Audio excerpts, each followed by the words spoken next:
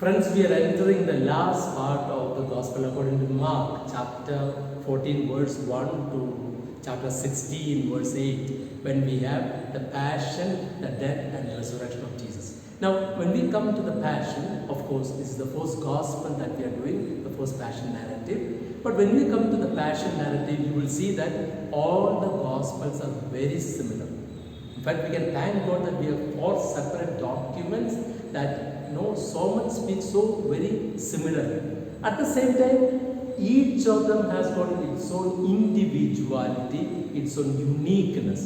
And so it's important to look at this passion narrative closely. You will be doing it in all the Gospels. So I gave the introductory part, and this is again a part that we have been living in our liturgical life every year. In the Holy Week, we relive this passion narrative, and so we know much of it already, but some indications.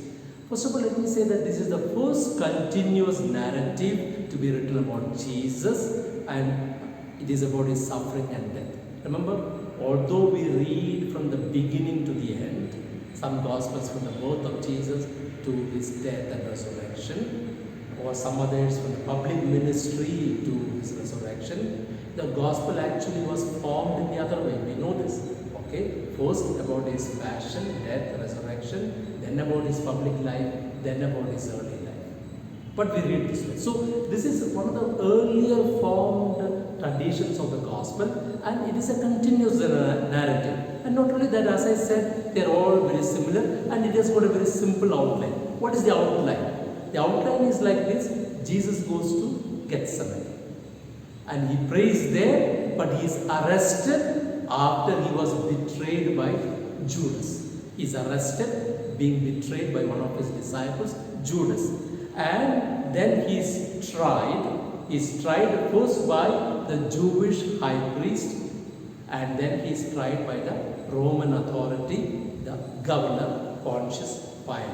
And the last part is that he is condemned to death by crucifixion.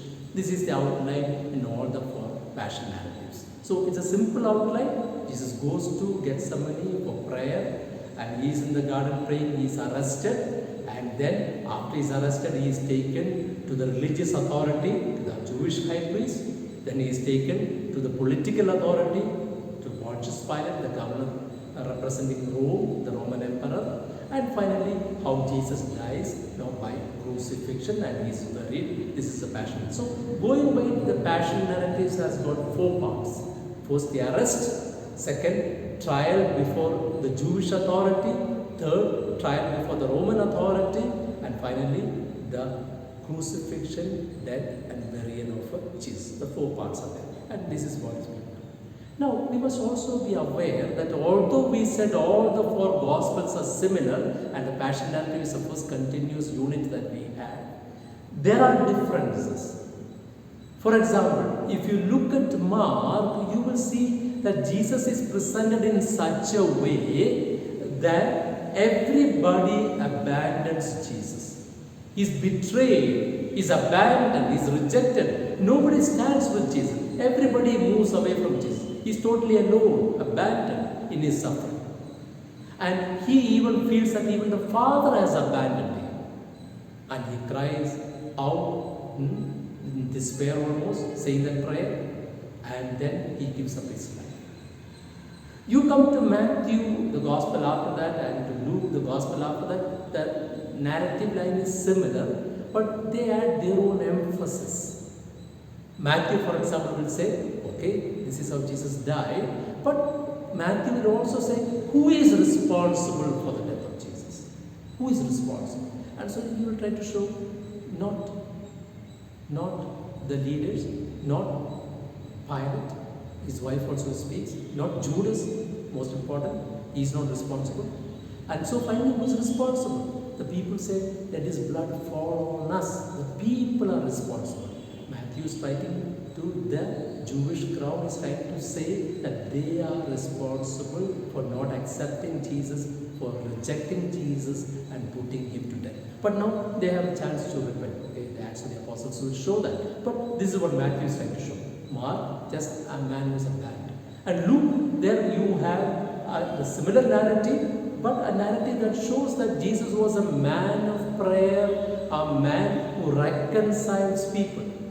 A man of prayer. You will see, Luke mentioning clearly that Jesus was at prayer. At prayer he is consoled by the Father sending an angel. That Jesus forgives, that he reconciles. There you do not see, Jesus just leaving the disciple after being hurt by one of the disciples. The man who is hurt, he is healed. There is reconciliation. There is Herod and Pilate coming together because of Jesus, although they were enemies. Even on the cross, he forgives the good thief. He says, "You will be with me in paradise." So reconciliation, renewing the friendship, prayer, all these are put into the Lucan way. And Luke insists on these elements for the Christian community, and he brings those elements also to play in the Passion. When you go to John, you will see it's a little different. It's a synoptics. John, you will see that Jesus is in total control, quite different from Mark. He is in total control. He knows what is going to happen to him. And he is taking the initiative to go and make things happen. So he goes to his death as a royal, majestic way, as a king going to his death. And you will also see he is buried solemnly. There is no despair.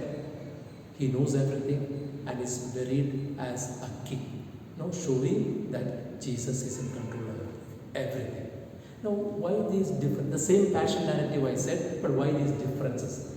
I'm just giving an introduction. You will get more of it when you do the passion narrative in Matthew, in Luke and John. But why this? The authors are trying to address the people of their time or the particular community they have in mind. And they want to tell them this is what Jesus was. And they want to make use of this passion narrative to encourage them, to help them. And so Mark is trying to tell the people, many of them must have betrayed Jesus, as Peter betrayed Jesus, the very first disciple. He betrayed Jesus. But they have a chance to come back, as Peter came back. So they need not be overly worried, thinking that they have betrayed Jesus. They have made mistakes, but they can come back.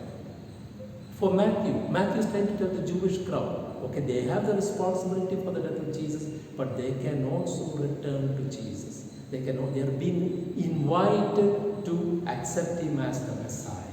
So he's trying to show those things. Luke is trying to tell the community that if Jesus gave up his life so willingly, reconciling people, praying to the Father, a disciple also must live in the same way, being at ease and peace with everyone, reconciling with one another, forgiving everyone, and always in a mode of prayer. A disciple undergoes his life and life's journey always trusting in the Father. Luke tries to show.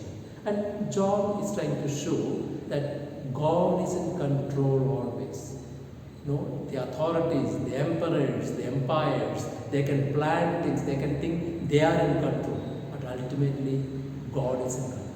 Nothing will happen outside his control. So each gospel has got its way of looking at the passion narrative. But we are looking at Mark, the very first passion narrative, and where we are trying to see the basic elements of the passion. This you know already, but I will try to give some of the